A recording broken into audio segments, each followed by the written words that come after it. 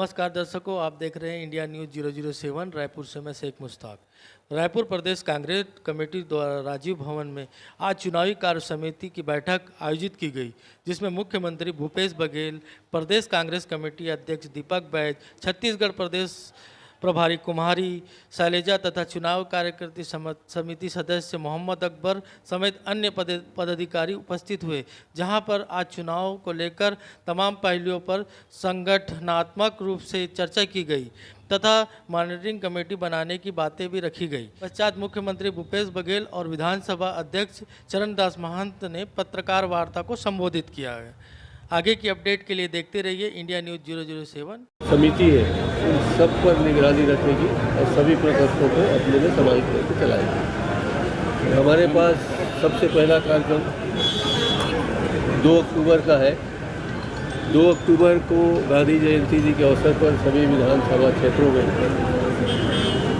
यात्रा शुरू होगी, जिसमें हमारे सरकार के द्वारा किए गए काम का प्रचार प्रसार करना ही प्रमुख होगा। हम लोग अपने काम के बल पर चुनाव लड़ने जा रहे हैं। हमने बेहतर काम किया है, हमारा बेहतर रिजल्ट आया, ये हमको विश्वास है। हमें भाजपा के जो दुर्गुण है उसको तो दिखाना है, मगर वो हमारे चुनाव अभियान समिति के प्रचार का मुद्दा नहीं है, बल्कि हमारे जो काम हुए हैं 5 साल में, जो पूरे भारत देश में ये प्रचार प्रसार हो रहा है कि छत्तीसगढ़ में जो काम हुआ है, छत्तीसगढ़ या सबसे बढ़िया, के अलावा भी छत्तीसगढ़ में जो हमने राजीव गांधी न्याय योजना के माध्यम से, उठान के माध्यम से, गढ़बो नवा छत्तीसगढ़ के माध्यम से इतनी सारी योजनाओं का काम शुरू किया है, उन्हीं को सामने लेकर हम 2 तारीख को 2 अक्टूबर को प्रचार प्रसार करेंगे।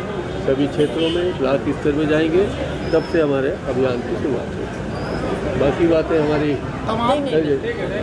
तमाम नेताओं का दौरा हो रहा है। प्रियंका गांधी भी आ गई, राहुल गांधी भी अभी कल ही आए थे, मल्लिकार्जुन खड़गे आ गए, सोनिया गांधी के दौरे को लेकर कुछ चर्चा हुई, उनका भी आगे था। जी, हम लोगों ने भी निवेदन किया है, मैंने खुद निवेदन किया है, आदरणीय मुख्यमंत्री जी ने भी निवेदन किया है। वो समय निकालेंगे और यहाँ आने का प्रयास करेंगे। अभी चुनाव अभियान समिति की बैठक आदरणीय डॉक्टर चरणदास महंत जी की अध्यक्षता में और आदरणीय शैलजा जी और प्रदेश अध्यक्ष दीपक बैज जी की उपस्थिति में सभी सदस्य यहाँ उपस्थित थे। महत्वपूर्ण सुझाव आए जिसके बारे में अध्यक्ष जी ने आपको बताया ही है।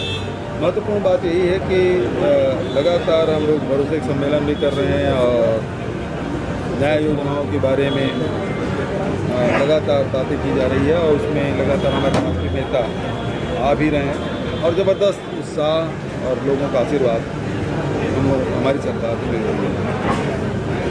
भारतीय जनता पार्टी जहाँ तक की बात है, भारतीय जनता पार्टी ट्रेन ही नहीं चला पा रही। यात्री ट्रेनें सारे रद्द है। ऐसा कोई दिन नहीं है जिसमें मीडिया में ये न छपता हो कि फलाना ट्रेन रद्द हो गया। तीज का समय भी निकल गया, अब लगातार त्यौहार भी आ रहे हैं, लेकिन भारतीय जनता पार्टी की सरकार केवल वंदे भारत ट्रेन को हरी झंडी दिखा रहे हैं, जिसमें आम जनता बैठ ही नहीं पाती, इतना किराया रहता है। जो आम जनता जिसमें यात्रा करते हैं वो सारे ट्रेन रद्द हो रहे हैं या विलम्ब से चल रहे हैं। दूसरी तरफ भारतीय जनता पार्टी के दौर में लगातार महंगाई बढ़ रही है, चाहे पेट्रोल हो, डीजल हो, चाहे केरोसिन हो, चाहे खाद्य पदार्थ हो, दाल हो, तेल हो, सब की कीमतें बढ़ रही है। इसके बारे में भारतीय जनता पार्टी तो एक तरफ लगातार भारतीय जनता पार्टी केंद्र सरकार होने के कारण से महंगाई की मार झेल रहे हैं और यात्री ट्रेन के विलम्ब और रद्द होने से परेशान हैं। सर, ये मोदी जी कल एमपी में कहे हैं कि देश भर में कांग्रेस को जो है अर्बन नक्सली चला रहे हैं। वो तो सोते मतलब भारतीय जनता पार्टी पहले कहते थे कांग्रेस मुक्त भारत, अब वो लाइन बोलना बंद कर दी है। क्यों? कांग्रेस ही भारतीय जनता पार्टी सफाया करते जा रही है। पहले तो छत्तीसगढ़, मध्य प्रदेश और राजस्थान में किए, फिर अभी तेलंगाना, कर्नाटक और हिमाचल प्रदेश में किए। तो उनको भय केवल कांग्रेस पार्टी से और भय राहुल गांधी से। सर, मध्य प्रदेश में भारतीय जनता पार्टी ने अब अपने सांसदों को उतार दिया है, केंद्रीय मंत्रियों को, चाहे वो नरेंद्र सिंह तोमर हो, चाहे वो अवस्थी हो, तमाम लोग। इसी तरह की चर्चाएं छत्तीसगढ़ के अंदर भी है। तो क्या माना जाए, कैंडिडेट नहीं मिल रहे या इनको भरोसा नहीं है? सबसे पहली बात यह है कि जो लगातार केंद्रीय मंत्री बने हुए थे, सांसद बने हुए थे, उनको यदि विधानसभा में उतारा जा रहा है, इसका मतलब ये है कि मध्य प्रदेश में भारतीय जनता पार्टी हारने वाली है। और इस वजह से भय से अपने बड़े बड़े योद्धाओं को उतार रहे हैं, लेकिन आप सब समझ रहे हैं कि स्थिति क्या है। क्या ऐसा निर्णय लिया गया है कि जल्द आज चुनाव अभियान समिति का बैठक हुआ है, कोई प्रत्याशी संबंधित चर्चा नहीं हुआ है। चुनाव अभियान चुनाव प्रचार समिति है ये, जहाँ ये चुनाव के दौरान ये मेन समिति काम करेगी, इसलिए इस समिति का पहला बैठक है। और ये कमेटी बहुत सारे चीज़ निर्णय डिसीजन ले चुका है। अभी 2 तारीख को हम लोग हर विधानसभा स्तर में कांग्रेस भरोसा यात्रा निकालेंगे, तो ये पूरे इस चुनाव प्रचार अभियान का जिम्मेदारी रहेगा। उसको मॉनिटरिंग करें, उसका रणनीति बनाएं, उसको रूपरेखा तय करें। तो इस तरह से हर कार्यक्रमों में चुनाव अभियान समिति का चुनाव तक, वोटिंग तक महत्वपूर्ण जवाबदारी है। जैसे कि भाजपा की पहली सूची आ गई, अभी तक कांग्रेस की पहली सूची बहुत सस्पेंस। हम लोग की भी सूची तैयार है, हम लोग की सूची भी तैयार है। हम लोग कोशिश कर रहे हैं तो जल्दी घोषित हो जाए, हम लोग तो चाह रहे हैं। हम लोग का सूची में कोई डिले नहीं, तैयार है हम लोग। बहुल सीट से आते हैं और आदिवासियों का आपकी क्या रुझान लग रहा है? देखिए, बस्तर और सरगुजा देखा जाए तो मैं तो सरगुजा से, बस्तर से आता हूँ, तो बस्तर तो हमेशा कांग्रेस के साथ रहा है। 1-2 चुनाव को छोड़ दे, झूठ और फरेब के जाल में आदिवासियों को फंसाया भारतीय जनता पार्टी ने। लेकिन आज फिर बस्तर की जनता को दिल जीतने का काम हमारी कांग्रेस की सरकार ने किया है।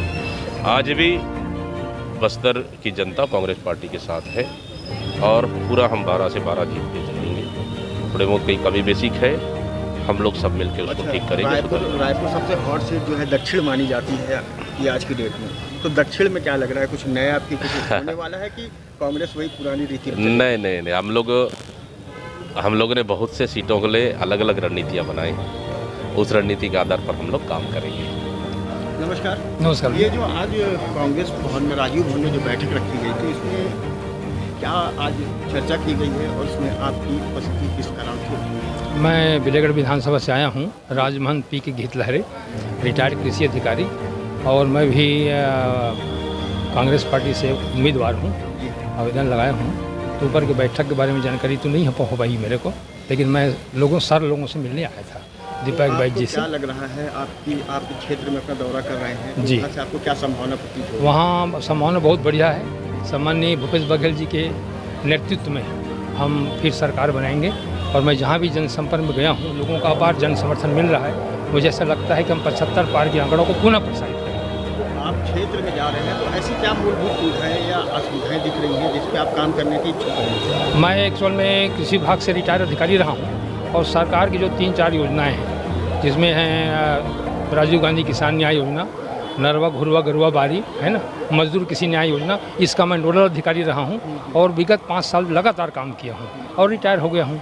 तो उस योजना से इतना मैं लोगों से जुड़ा हुआ हूँ, इतना उस योजना से प्यार रहा है कि यदि मुझे अवसर मिला तो मैं खुल कर भी जन सेवा में जुड़ जाऊँगा। आप एक शासकीय कर्मचारी थे, उसके बाद अचानक से राजनीति में आने का ख्याल कैसे आ गया? ऐसे क्योंकि मैंने आपको बताया कि 5 साल लगातार इस योजना से मैं दिल से जुड़ा हुआ था, तो ऐसे लगा कि खाली क्यों रहूं, मैं खाली न रह करके भी मैं जनता के शिविर में बैठा रहूं। यदि संगठन मुझे अवसर देती है तो जनता के सामने। तो संगठन से आप क्या उम्मीद रखते हैं? अब मुझे तो मेरा अपने कर्म व्यवहार पर भरोसा है। यदि संगठन उचित समझे तो कांग्रेस पार्टी का साथ जुड़ के काम करेंगे। अपना परिचय दे दीजिए। पी के गीतलारे राजमहल, पूरा नाम है पुलस कुमार गीतलारे, विकासखंड बिलेगढ़, नगर